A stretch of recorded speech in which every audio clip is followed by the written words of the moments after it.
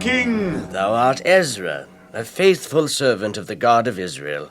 If thou seekest a favor of me, speak. O King Artaxerxes, thou knowest that many Judeans did not return to their land when King Cyrus gave them permission.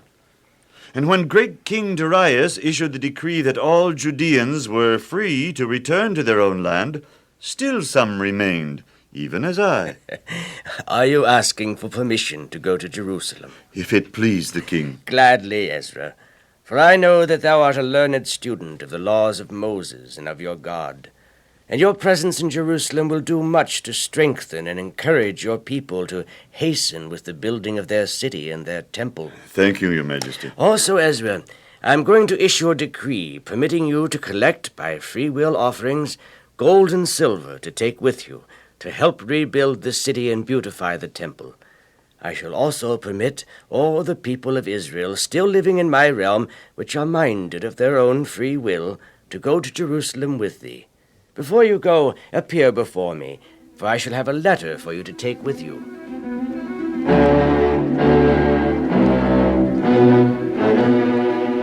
And Ezra gathered together some 2,000 men, women, and children to return with him to Judah. For 3 days they camped beside the river Ahava. I understand that your name is Hashabiah of the tribe of Levi. Yes, sir. Good. As you probably know, I am Ezra, a direct descendant of Aaron, the high priest under Moses. We will work together. Yes, sir, your grace. Your first duty will be to call the people together. Yes, sir.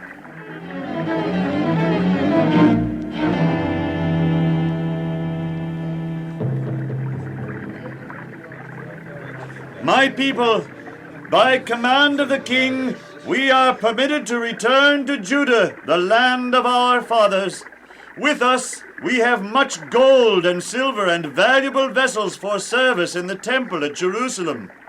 Each of you will seek of the Lord a right way for us to cross the desert, so that our families and little ones with the gold and silver may arrive safely at Jerusalem.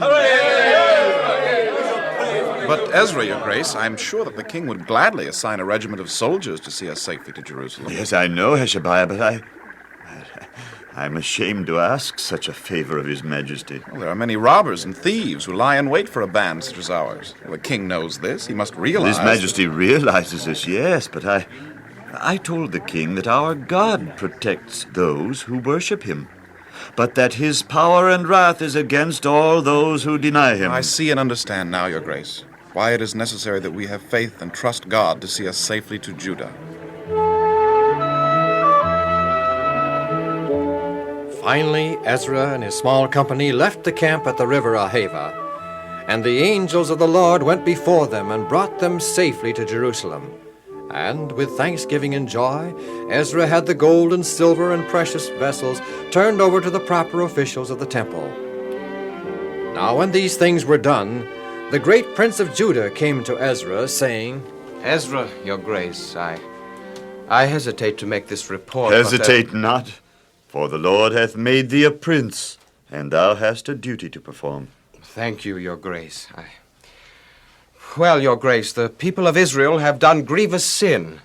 I must report, your grace, that the priests and rulers of Judah are the chief trespassers. Yes, Prince? They have taken for themselves and their sons wives from among the heathen nations in the land.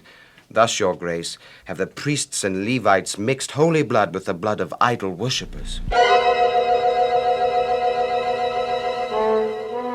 Ezra was so astonished at the news of this abomination that he sat until evening as one dazed. At the evening sacrifice he arose and fell upon his knees and spread out his hands unto the Lord, praying, Oh, my God, I am ashamed and blush to lift my face to thee, for our iniquities are increased and grown up into the heavens. Since the days of our fathers, O God, have we been in a great trespass. O Lord God of Israel, thou art righteous. Be merciful unto us and forgive our trespass, for we are unable to stand before thee because of this great sin.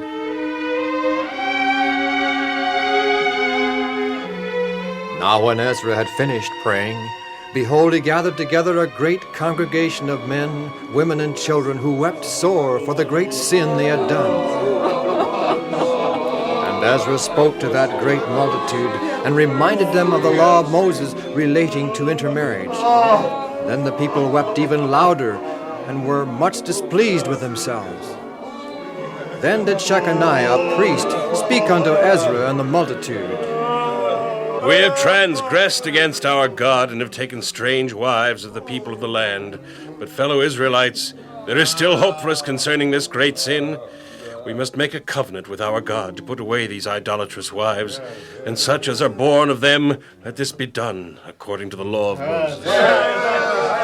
People of Israel, priests and Levites, do ye swear to do this according to the word of Moses? We swear, Ezra, your grace.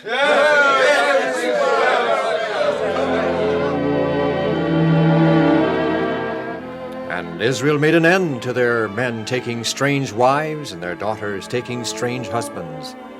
O God, we thank thee for this great reformation in Israel. Had we not separated ourselves from the people of the land, certainly Israel would have been led back into idolatry. Keep us, O Lord, from straying from the straight and narrow.